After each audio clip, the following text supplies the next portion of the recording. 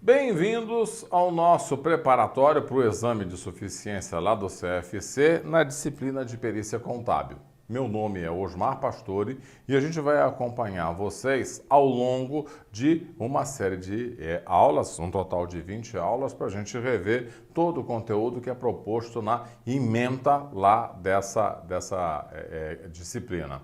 Lembrando, essa disciplina normalmente é cobrada em 2 ou 3 questões do exame de suficiência. Então, a gente tem 2 ou 3 questões, né? Em geral, a maioria dos casos, 2 questões, né? Cobrando conhecimentos de perícia contábil. Então, esse é um investimento legal. Estudar isso aqui é um investimento legal para que você ganhe pontos e consiga ser aprovado lá no exame, ok? Então, no nosso preparatório, a gente vai direto para nossa primeira aula. Então, vamos botar a mão na massa, porque tempo é dinheiro, né? E aí a gente vai ver, né, a gente começa sempre trabalhando em cima dos conceitos iniciais referentes à disciplina. E aí, quando a gente vai fazer isso, a gente vê o seguinte: perícia. O que é perícia? Não perícia contábil ainda, calma, a gente está falando de perícia de uma maneira geral. A perícia é um instrumento especial de constatação, prova ou demonstração científica ou técnica da veracidade de situações, coisas ou fatos. Então eu vou fazer um exercício de investigação, para falar de usar uma palavra menos precisa, mas que dê ideia do que está sendo feito. Vou fazer um exercício de investigação e vou tentar, através desse exercício de verificação, constatar fatos, né, que tenham ocorrido dentro de um determinado contexto. Agora, o enunciado, ele é bastante claro quando ele diz assim: existe uma técnica, existe um processo científico por trás desse trabalho. Então, a perícia tem por finalidade transmitir, no final das contas, uma opinião abalizada sobre o estado verdadeiro daquele objeto ou matéria, né, que a gente está estudando e pelo que a gente está sendo cobrado a dar um parecer ou emitir uma opinião. Então, nesse caso, a gente vai investigar uma determinada situação e ver, a partir dessa investigação, quais as constatações técnicas e científicas que se teve nessa situação, seja ela lá qual for, ok? Então, a gente tem perícia médica, a gente tem perícia de engenharia, a gente tem perícia contábil, né? A perícia, ela sempre surge, né, de um conflito latente e manifesto que a gente quer esclarecer. Então, em geral, a perícia está ligada lá a uma ação judicial. Tem uma ação judicial e é dentro desse contexto que surge a perícia. Constata, prova ou demonstra a veracidade de alguma coisa, situação ou fato, né, dentro desse contexto. E aí ela vai se fundamentar realmente em requisitos técnicos e científicos, legais, psicológicos, sociais e profissionais. Então existe um conhecimento específico que é demandado para se proceder a tal perícia, seja ela de que natureza for. O que mais?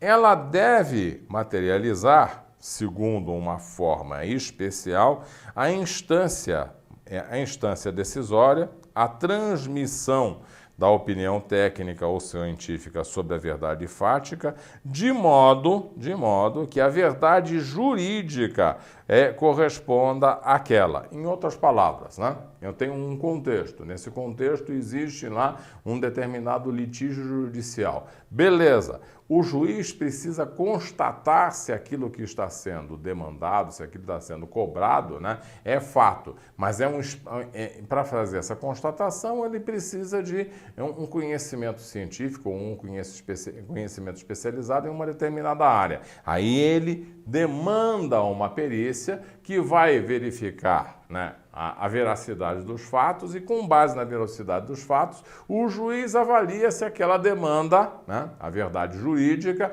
é procedente ou não. Então, esse o contexto onde acontece a perícia. Agora, a perícia contábil. Na prática, Constitui o conjunto de procedimentos técnicos científicos destinados a levar lá a tal da instância decisória ao juiz elementos de prova, né, necessários para subsidiar o quê? Uma justa solução do litígio ou constatação do fato.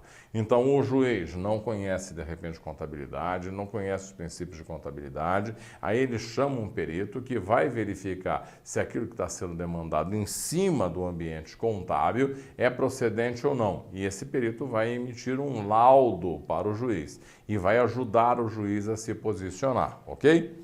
E isso é feito mediante o laudo, que a gente antecipou, pericial contábil, e o parecer técnico contábil, em conformidade, aí sim, com as normas jurídicas e profissionais e com a legislação específica no que for pertinente. Então, vai ter que se observar certos trâmites judiciais e os trâmites específicos daquela área. Como a gente está falando de perícia contábil, né, todas as regras com relação à área de contabilidade em si. Isso aí é que contextualiza a perícia contábil entre todas as outras perícias, né, que existem. O perito?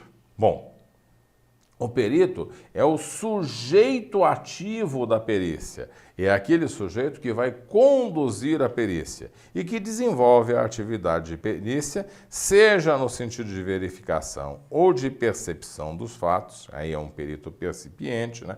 Ele está lá percebendo os fatos, ele está lá observando os fatos para emitir um parecer, ou então no sentido de observar e apreciar fatos, emitindo um juízo e conclusões a respeito deles. Aí é um perito judiciante.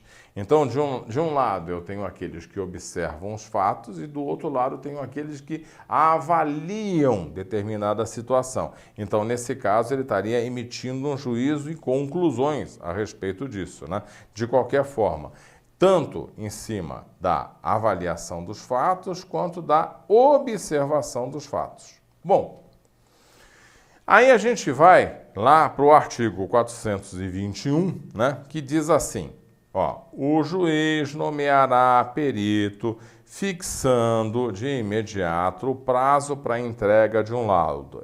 É uma redação dada, né, ao artigo pela Lei 8.455, né, de 92. Então, o juiz é que vai nomear essa pessoa que vai atuar ativamente para emitir um posicionamento técnico daquela situação ou daquele fato, tá? E aí, lá no seu parágrafo 1º, ele diz assim: incumbe às partes, dentro de 5 dias, contados a partir da intimação do despacho de nomeação do perito, indicar um assistente técnico e apresentar quesitos. Opa, o que quer dizer isso? O juiz, ele nomeia um perito. E qual é o trâmite que acontece nessa hora? As partes que estão envolvidas no processo, no litígio, elas têm 5 dias para apresentar um assistente técnico, que seria aquela pessoa que vai ajudar a parte no processo de avaliação técnica daquela questão que está sendo discutida. Então, ele pode apresentar um assistente técnico. E, além disso, questionar, né, aquelas coisas que o juiz está colocando lá, que seriam referentes à perícia, né? Então, esse questionamento, a apresentação de quesitos, seria o quê? Algum tipo de questionamento. Olha, é preciso fazer isso mesmo? Essa consideração está correta? Então, as partes têm como apresentar quesitos, esses questionamentos, né? Mas dentro de um prazo de 5 dias, tá? Quando a natureza do fato o permitir, não é sempre, a perícia poderá consistir apenas na inquirição pelo juiz do perito e dos assistentes. Então, não precisa fazer um trabalho mais aprofundado. Ele simplesmente vai lá e pergunta para o perito: doutor, dentro dessas circunstâncias, o senhor pode dizer que o serviço foi bem feito, né, pelo que está sendo mostrado? Aí o perito vai lá e manifesta, através de um testemunho, né, o que ele acha sobre isso. E os assistentes também.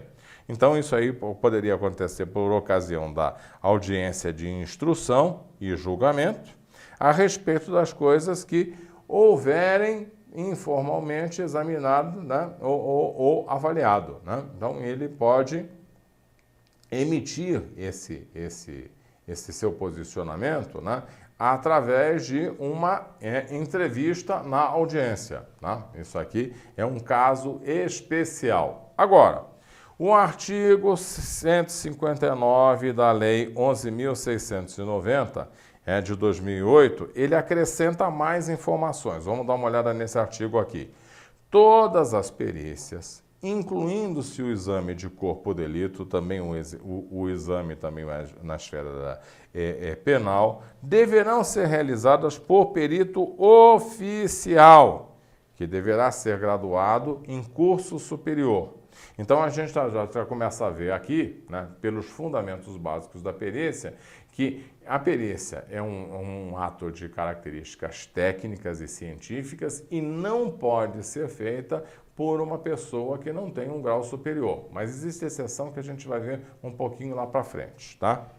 Quando houver a ausência do perito oficial, né, o exame deverá ser realizado por duas pessoas idôneas às partes do processo, né, que deverão ser graduadas em curso superior, de preferência, ou que tenham um conhecimento e capacidade técnica na área específica do exame, né?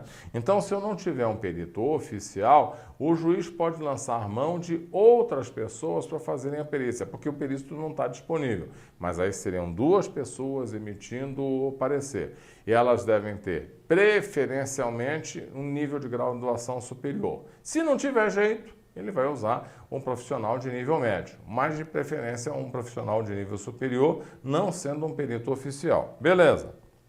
Dentro da perícia contábil, a perícia contábil, né, será considerada assim quando ela tiver como objeto a contabilidade de uma determinada entidade. Então, está sendo observada a contabilidade de uma determinada entidade, eu tenho uma perícia contábil. Esse conceitinho, né, é bem simples, é fácil da gente entender.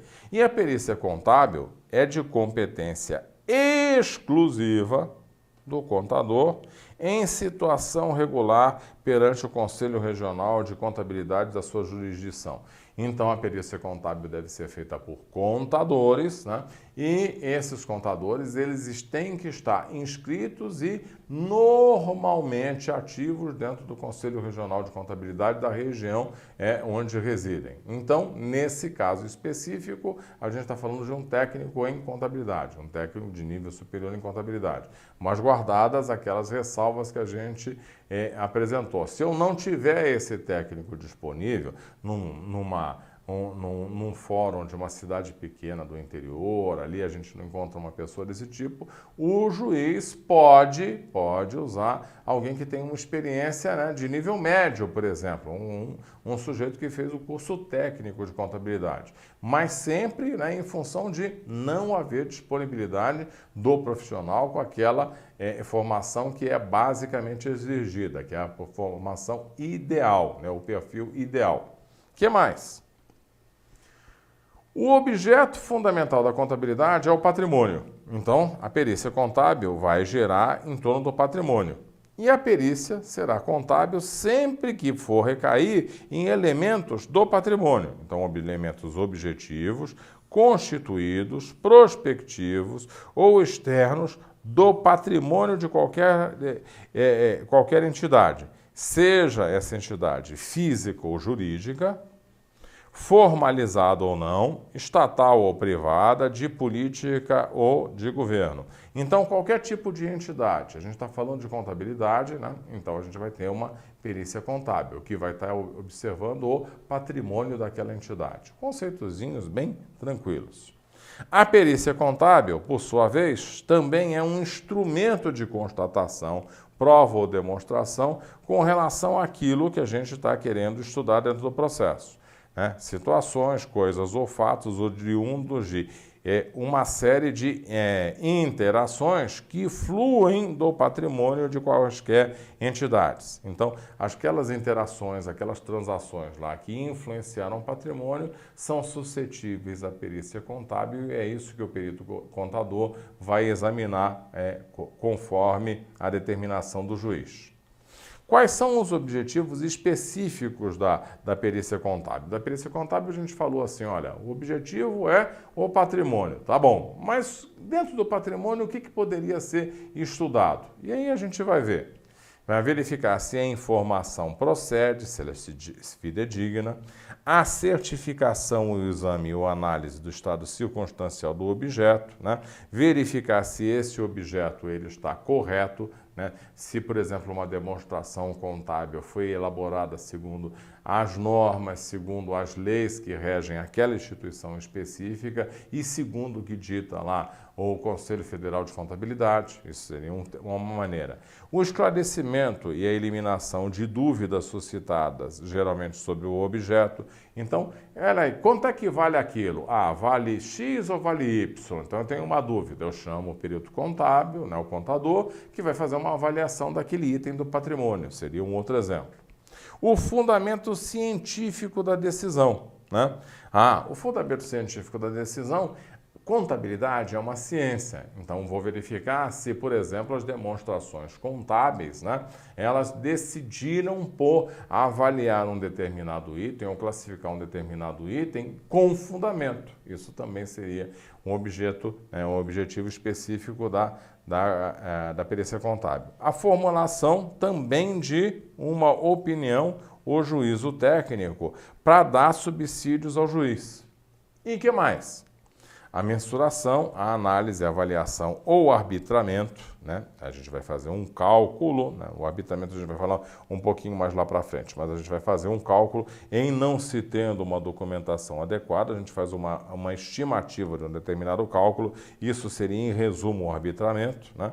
Sobre o quanto monetário do objeto, isto é, sobre o valor dele. Então, muitas vezes, né, a gente vai fazer uma perícia, não consegue informações suficientes para valorizar uma determinada coisa. As informações não estão disponíveis. Aí se arbitra, faz-se o arbitramento desse valor. E aí tem técnica para isso, não é simplesmente dizer assim, eu acho que é tanto. O perito se precisa se posicionar tecnicamente com relação a isso, mas é um dos objetivos dele.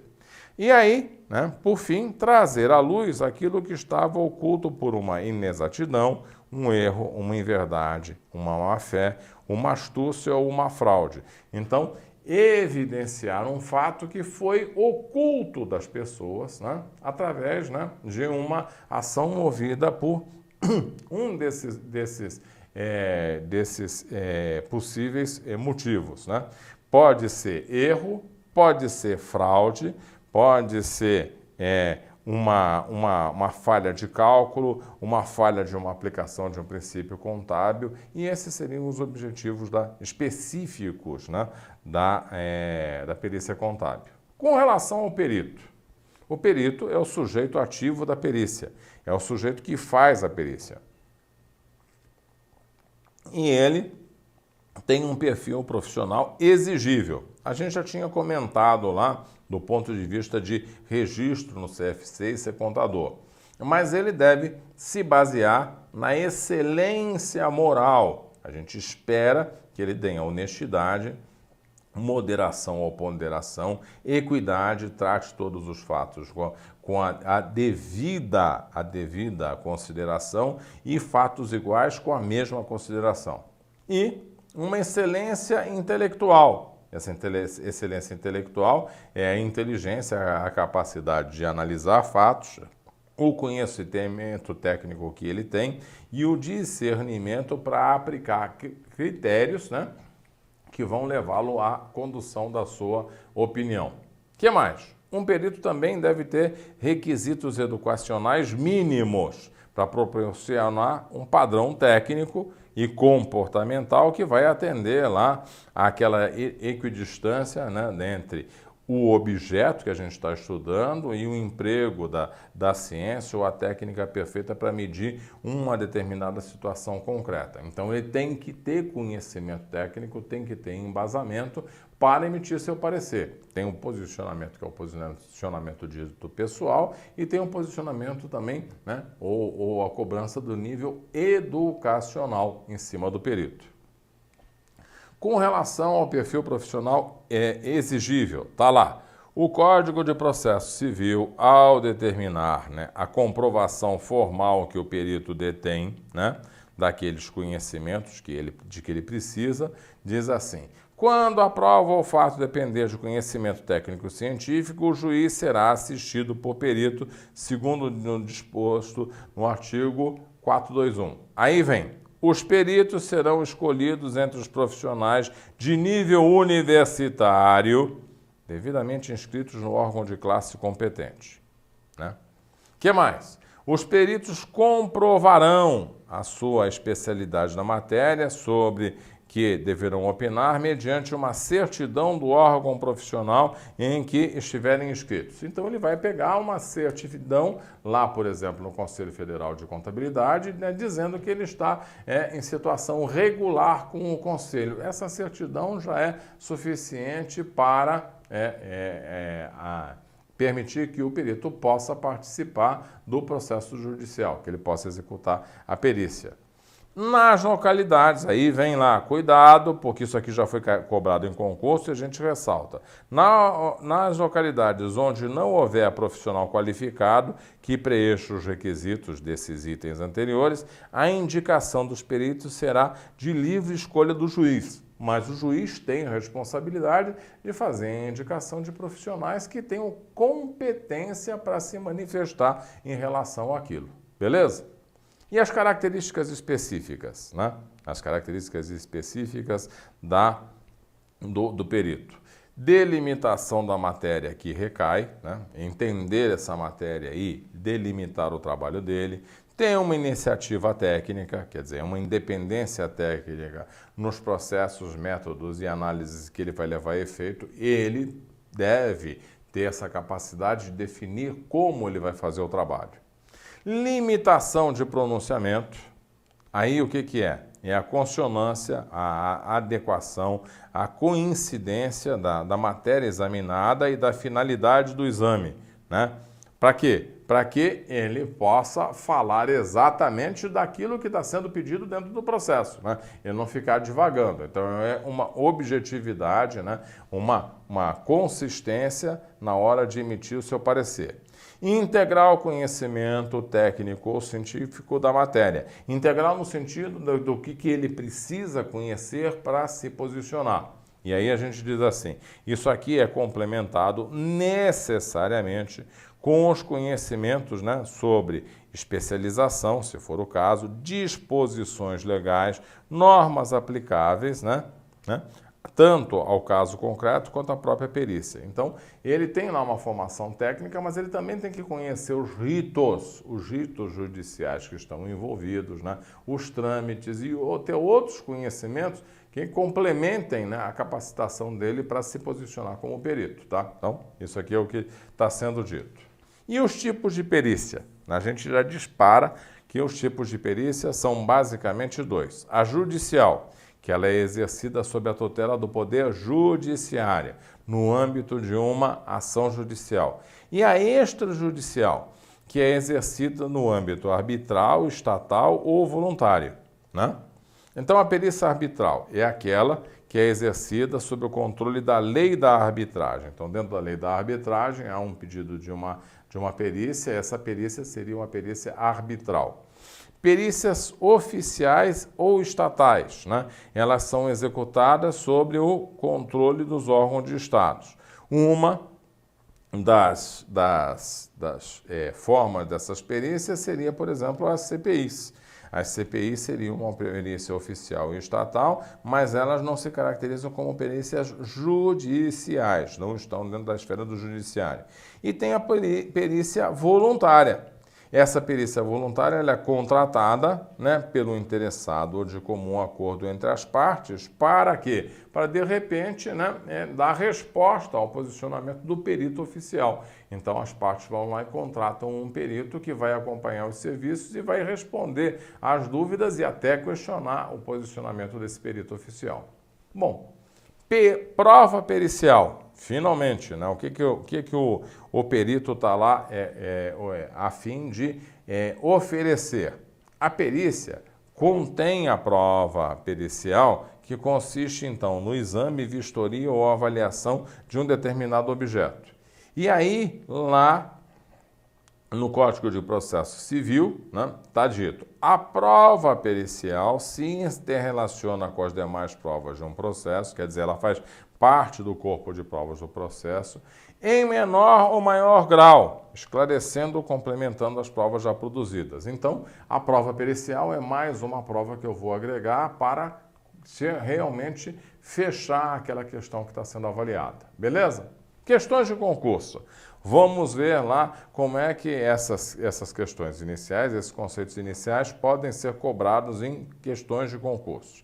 As perícias deverão ser feitas por um perito oficial, mas devem ser homologadas por um segundo perito. Nada disso. Pelo tudo que a gente viu até agora, elas têm que ser feitas por um perito oficial e fim de papo, não tem um segundo perito. Por 2 peritos oficiais obrigatoriamente, também é besteira.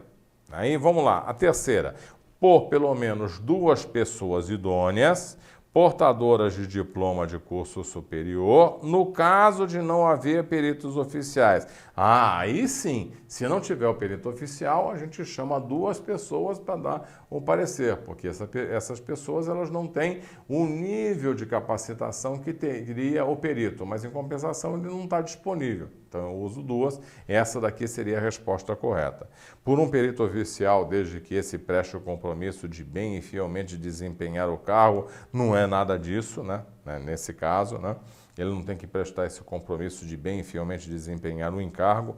As perícias, elas são feitas dentro do contexto que está lá, apresentado no item C. E por apenas uma pessoa idônea, se não houver peritos oficiais, também está furado. O item C, então, seria o super completo. A prova pericial. Aí ele vem lá, questão de 2010. Depende de pedido da parte em princípio, mas pode ser determinada também pelo juiz de ofício, se assim entender necessário. Então, o que a gente está querendo dizer com isso? Que a prova, ela depende, né, das partes que estão envolvidas, ela pode ser apresentada pelas partes envolvidas como prova, mas o juiz também, né, o juiz também pode determinar a formação de prova. E isso aqui está correto, né? Ele pode determinar também, né, que a prova seja estabelecida. Agora, olha só, a prova pericial pode ser dispensada pelo juiz se ele próprio tiver os conhecimentos técnicos necessários? Não. Ele está lá como um agente de direito. Aí ele vai precisar chamar um técnico para isso, né, para apresentar lá os fatos para ele. É realizada por perito que é considerado auxiliar do judiciário, como também são os assistentes técnicos das partes. O auxiliar do judiciário é o perito que o juiz chamou. Os assistentes das partes não são auxiliares do judiciário, eles estão auxiliando as partes, né, para de repente conversar com o perito, né, do juiz. Então, isso aqui está furada. Destina-se ao juiz e não está sujeito ao contraditório. O que quer dizer isso? A prova pericial destina-se ao juiz e não pode ser questionada. Besteira, ela pode ser questionada sim, inclusive pelos assistentes técnicos das partes. Vincula ao juiz, pois o perito é de sua confiança. Não vincula o juiz, né? E o perito, na verdade, né, nessa hora, né, o juiz pode escolher um perito e o perito, né, ele pode falhar, mas isso não quer dizer que haja alguma coisa de vinculação com o juiz. Então, essa daqui também está furada, a gente confirma que a alternativa correta era A. Vamos lá, ainda a respeito da prova pericial. Para desempenharem suas funções, podem o perito e os assistentes técnicos ouvir testemunhas e solicitar documentos que estejam em poder das partes. Bom, para ele exercer a sua função, ele tem que buscar uma documentação, ele tem que se posicionar. Então, dentro daquilo que a gente estava imaginando, né, de que o perito vai ter que investigar coisas, a alternativa A está correta. Então, isso daqui ele vai buscar as formas, né, de posicionar o seu parecer exatamente dessa maneira. O perito pode ser substituído se em outra perícia houver elaborado laudo acerca do mesmo objeto. Não tem nenhuma restrição na prática com relação a isso. Ele fez outra perícia, né, com relação àquele objeto e ele não precisa ser substituído só por conta disso. O que mais? O juiz fica vinculado ao laudo se as partes e os assistentes técnicos não contrariarem as suas conclusões. A gente viu na questão anterior que essa situação não se aplica. As partes não podem acompanhar os trabalhos periciais. Não, também não tem nada a ver com relação a isso. O trabalho pericial não é secreto necessariamente. Então, as partes podem e muitas vezes devem acompanhar os trabalhos periciais.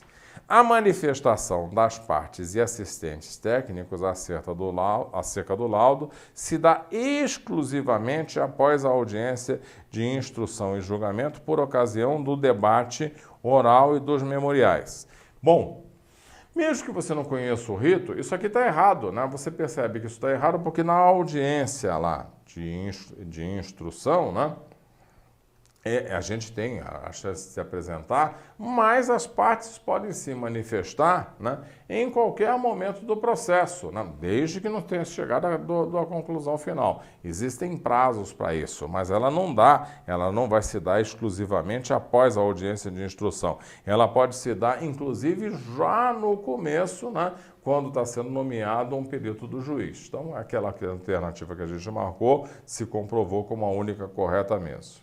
E aí vem mais. No caso das perícias judiciais, quando as respostas aos quesitos conduzirem a duas ou mais hipóteses, o perito deverá, se forem fornecidas duas ou mais hipóteses, essas duas ou mais hipóteses, elas têm que ser apresentadas ao juiz para que ele se posicione, ou chame uma outra pessoa para auxiliá-lo a tomar uma decisão com relação a qual coisa que ele vai escolher. Então, dentro desse sentido, né, dessa visão, né, o perito deverá decidir pela hipótese que fundamenta o autor e ir para o lado do autor? Não.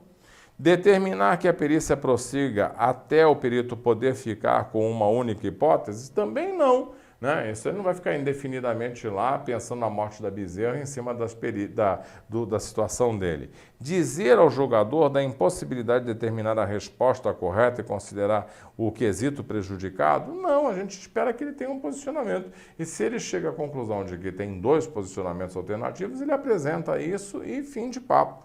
Né? Então, nesse caso, não é a impossibilidade de determinar a resposta, que ele pode ter duas. Declarar ambas as hipóteses valiosas, desde que uma esteja citada pelo autor da ação e a outra pelo réu. Olha só, ele está dizendo que as duas hipóteses aqui, elas têm que ser necessariamente uma pelo autor, outra pelo réu. Ele está fazendo uma análise e está chegando à conclusão de que são duas situações distintas. Pode ser duas formas de valorização do objeto, por exemplo, ou duas formas de interpretação contábil de um determinado fato. Isso não quer necessariamente dizer que uma é para o réu, outra é para o autor, né? Até porque o exame, de repente, não chega nesse nível. Agora, explicitá-las como justificativa técnica que permitam ao julgador decidir as questões de mérito, isso aqui é o que faz sentido e é a resposta correta. E com essa questão aqui, a gente vai dando uma... né? Tem mais uma. Eu estava lá comendo bola, né? Olha só, tem mais uma. Em relação às perícias, ia deixar vocês sem uma questãozinha aqui.